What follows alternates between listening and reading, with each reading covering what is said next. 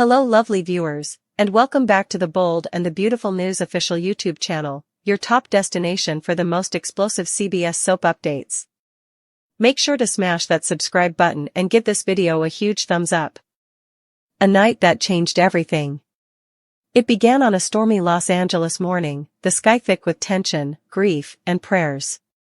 The world outside Forrester Creations moved in slow motion. For Liam Spencer's loved ones, time had frozen completely. Inside University Hospital, the bright sterile lights of the operating room held Liam's fate in their hands. A tumor had wrapped around his brainstem, and his prognosis had been grim. Days earlier, Finn had broken the devastating news: without immediate surgery, Liam had less than 2 weeks to live. But now, in a twist no one dared to dream, a miracle was unfolding in real time. Hope's prayers are heard. Hope Logan hadn't left the hospital chapel in hours. She sat curled in the front pew, hands clasped, whispering words not even she fully understood. She wasn't a woman of traditional faith, but in that moment, she believed. Not just in medicine. Not just in miracles. She believed in Liam. In their story. In the bond they had never quite been able to sever. "Please," she whispered, her voice cracking. "Please, just give him another chance." Behind her, Brooke quietly walked in, watching her daughter with a heavy heart. "Honey," she said softly, "you're doing everything you can. Just keep believing. That's all any of us can do now." And Hope did. This was her baptism of pain and hope, a spiritual reckoning with the past, the present, and what might be the future. Kitchen knife inside the oar, a race against time. In the operating room, Dr. John Finnegan stood at the helm of a delicate, dangerous procedure. Every heartbeat, every movement of his scalpel mattered. One slip, and Liam could lose the ability to speak, walk, or live. Finn's voice was calm but firm. "We're going in now. No room for error." The neurosurgical team worked like a well-oiled machine, but tension buzzed in the air. This wasn't just any patient. This was Liam. Steffi's ex-husband. Hope's soulmate. Kelly's father. And most painfully, Finn's emotional rival. Brain the tumor, a monster revealed. When the tumor came into view, the entire team gasped. It was larger than the scans had shown, and closer to a critical artery than anyone had realized. "We have a complication," Finn said, his voice barely above a whisper. "There's a vein wrapped through the growth." "Should we stop?" one of the surgeons asked. Finn paused. Then, "No. We go forward. Liam's counting on us." Speech balloon angry threats outside the doors. Back in the waiting room, Steffi Forrester paced like a tiger in a cage. Her nerves were shot. Her hands trembled. Her heart pounded like a war drum. "How could this have gone so far without anyone noticing?" she snapped. Across from her, Thomas raised an eyebrow. "Don't blame the doctors, Steffi. Sometimes tumors don't show symptoms right away. You know that." But Steffi turned her fury on her brother. "I'm not blaming the doctors. I'm blaming the system. I'm blaming everyone who let Liam spiral without checking on him. And I'm blaming myself. I should have seen this. I knew something was off." Thomas sighed. "What matters now is that he gets out of that or alive." Red heart a surge of encouragement. In another corner of the waiting room, Carter Walton placed a hand on Hope's shoulder. "No matter what happens," he said gently, "Liam knows how much you love him. That's going to give him strength." Hope nodded, barely holding back tears. "He has to make it. We didn't get closure. I never told him." "Then you'll tell him when he wakes up," Carter said. "Because he will wake up." Hope's lips quivered. "You don't know that." Carter gave her a soft smile. "I know love like that doesn't let go so easily." Drop of blood on the brink of death. Back in the OR, Liam's blood pressure dropped. Alarms sounded. A nurse cried out. "Pressure's crashing. Clamp that bleeder." Finn barked. He was in a trance now, eyes focused, sweat pouring down his face. He saw Liam not as a rival, not as Steffi's ex or Hope's eternal love, but as a man. A father. A life worth saving. "This isn't how it ends," Finn whispered. "Not on my table." Sparkles the turning point. Then it happened. The tumor separated. With a final, delicate movement, Finn lifted the mass away from Liam's brain. The monitor beeped steady and strong. The bleeding stopped. The surgical team erupted in cautious celebration. Finn removed his gloves, his breath shaky. "It's out," he said. He made it. Sun with face baptized by survival.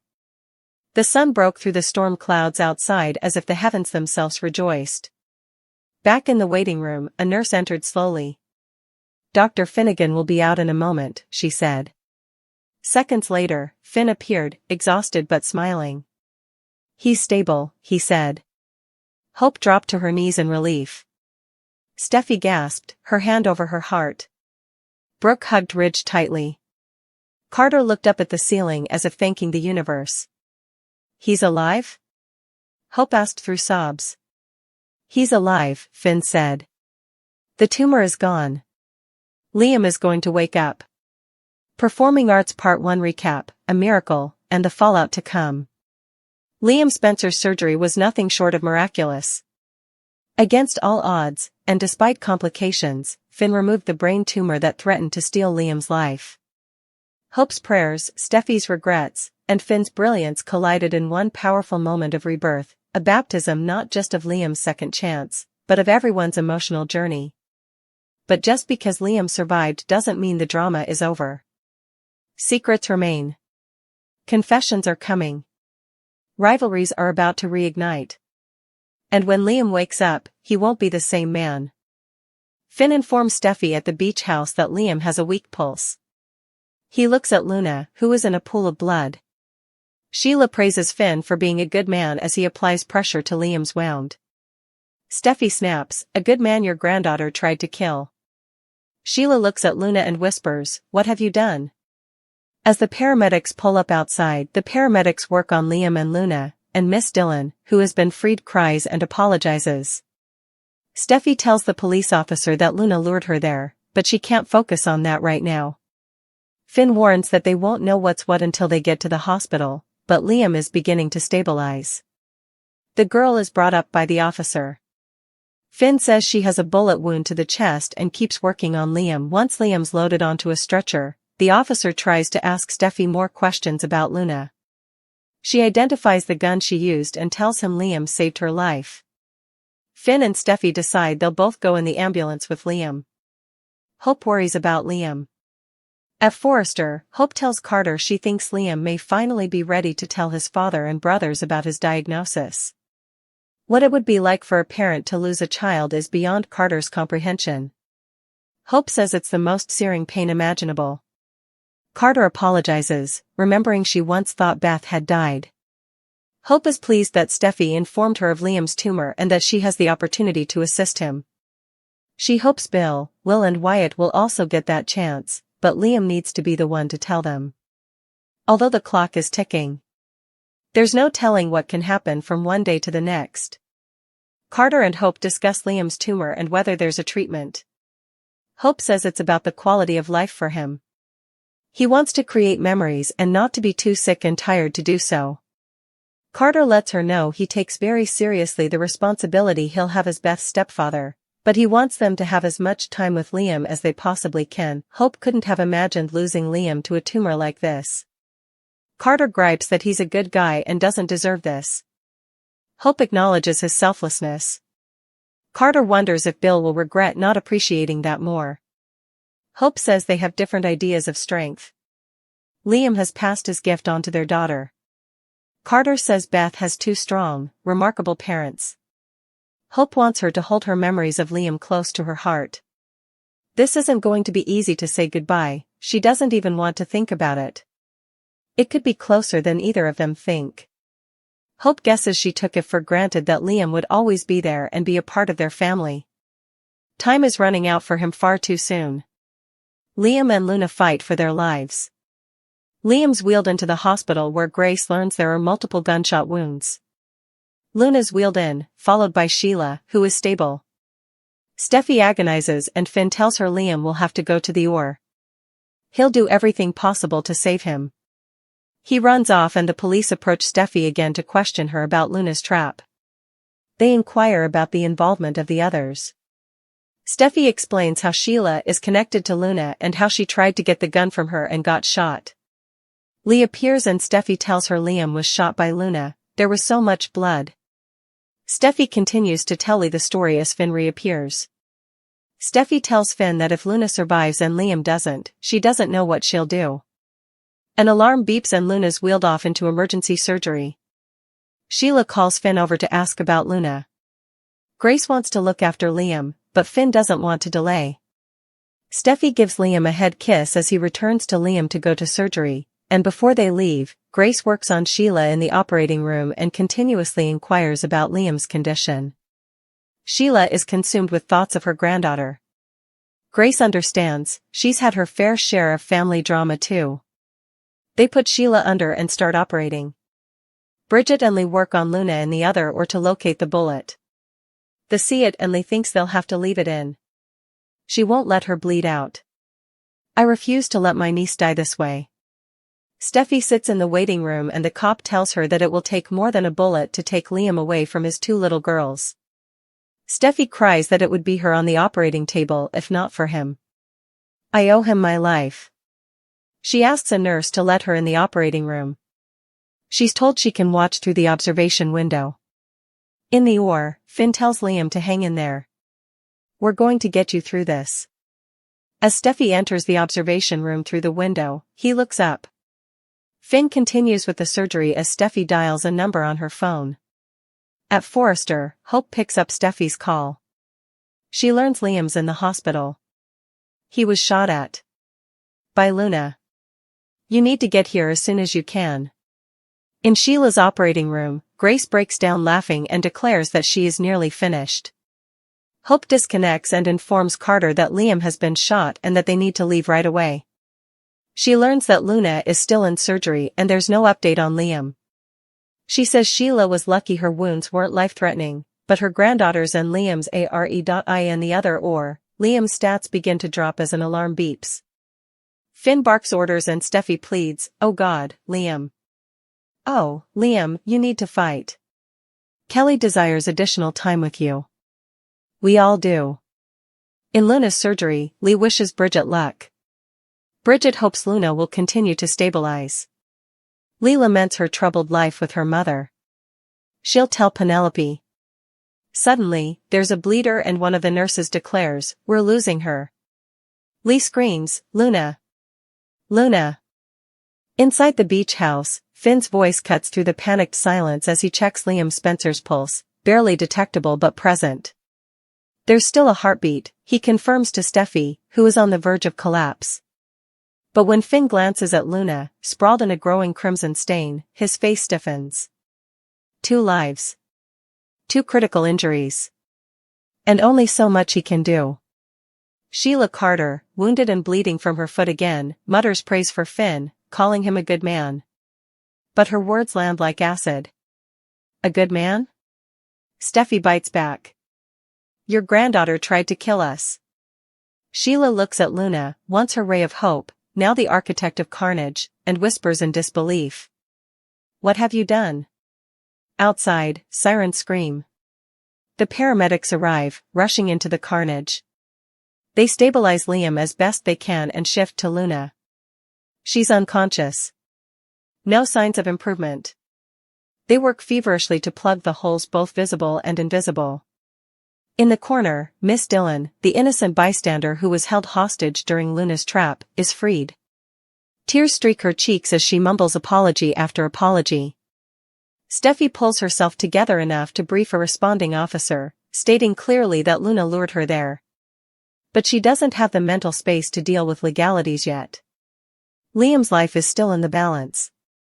Ambulance rushed to the ER, Finn's choice, Sheila's regret. Finn chooses to focus on Liam. With firm pressure applied to Liam's bleeding abdomen, He explains to the officer that Luna has a gunshot wound to the chest, deep, dangerous. But Liam has a shot at survival if they act fast. Steffi identifies the gun on the floor, says that Liam saved her, and urges the medics to get moving. Finn and Steffi both board the ambulance with Liam, barely holding it together. They're heading toward the hospital, but no one knows if Liam will even make it through the ride. Candle at Forrester Creations, Hope's dread grows. Back at Forrester, Hope Logan is unsettled. Something in her gut is gnawing at her. She turns to Carter Walton, reflecting on Liam's medical condition, his cancer, and wonders if maybe he's finally ready to tell the rest of his family. He deserves that closure, Hope murmurs. Bill, Wyatt, Will, they should know. Before it's too late. Carter sympathizes.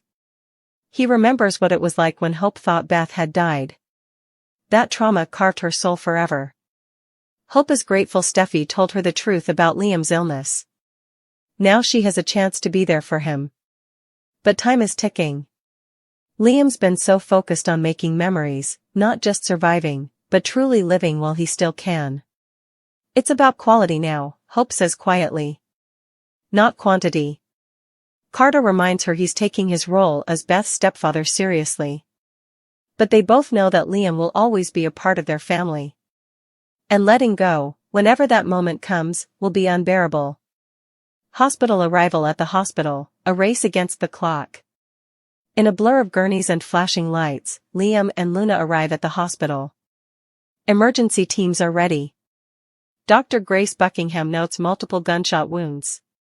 Meanwhile, Sheila, stabilized and mobile, is wheeled in behind her granddaughter, still trying to process that this mess may be the last act of Luna's short life. Steffi and Finn are frantic. Finn says Liam is headed straight to the OR, and he'll personally do everything in his power to save him. The police approach again. Steffi lays out the tangled web connecting Luna, Sheila, and the weapon. She explains how Sheila got involved, and how she tried to disarm Luna, only to be shot in the foot herself. Lee Finnegan rushes in, and Steffi gives her the harrowing news. Luna shot Liam. There was just so much blood. As Steffi unravels in Lee's arms, Finn returns. Steffi confides in him that if Liam dies and Luna survives, I don't know what I'll do. Suddenly, the ER alarms blare, Luna's condition plummets. She's rushed into the OR. Sheila weakly reaches for Finn and asks, "How's my Luna?" Grace wants to operate on Liam, but Finn insists they move now. He joins the surgical team. As they rush into surgery, Steffi places a kiss on Liam's forehead. This may be goodbye. Brain inside the ORs, lives on the line. In one OR, Grace stitches up Sheila while stealing anxious glances at Liam's surgical status. Sheila keeps mumbling about Luna. Grace, calm under pressure, admits she's seen enough family chaos to last a lifetime. Still, she understands Sheila's panic. Down the hall, Lee and Bridget Forrester operate on Luna. The bullet is deeply lodged. Bridget says it might be too risky to remove. I'm not letting her bleed out, Lee insists. I refuse to let my niece die this way. In the waiting room, Steffi clings to Hope. A cop gently tells her. It's going to take more than a bullet to keep Liam from his daughters. Tears flood Steffi's eyes. He saved me, she says. I owe him my life. She begs a nurse for access and is told she can watch through the observation window. Inside the OR, Finn is focused. He tells Liam, who is unconscious, "We're going to get you through this." Then he looks up and sees Steffi watching from behind the glass. Telephone receiver, a call that changes everything. At Forrester, Hope's phone buzzes. Hope. It's Steffi. Liam's in the hospital, he's been shot. By Luna. The words strike like lightning. Hope gasps. She turns to Carter. We need to go. Now. Hourglass not done alarms, please, and panic. In Sheila's operating room, Grace closes her wound and is told that Luna and Liam are both still in surgery. She gives a quiet sigh. Sheila's lucky. But Luna and Liam? Not so much. In Liam's oar, the heart monitor spikes, then flatlines. Chaos erupts. "We're losing him," a nurse cries. Steffi panics from the window. "Oh God, Liam. You need to fight. Kelly needs you." "We all do." Finn calls for adrenaline and increases pressure. He's not giving up. In Luna's oar, Lee and Bridget are trying to stem a bleeder. Suddenly, one of the nurses yells. "We're losing her." Lee shouts, "Luna! Luna!" The emotional dam breaks. Firecracker final thoughts and what's next? What began as a peaceful day by the beach has become a baptism by blood. Liam and Luna's lives hang by threads, and their loved ones are being tested in every way imaginable. This week is about more than trauma, it's about how people show love during their darkest hour, how secrets spill out like lifeblood, and how death can be both feared and welcomed. Hope, who once believed she had time, is now racing against death. Steffi, who once saw Liam as her past, now sees how deeply she needs him. Finn, who made the impossible choice between a father and a daughter, may never forgive himself. Lee, once emotionally detached, now fights with every fiber to keep her niece alive. And Sheila, the wild card of them all, may finally taste the consequence of raising a granddaughter as twisted as her own past. But the story doesn't end here.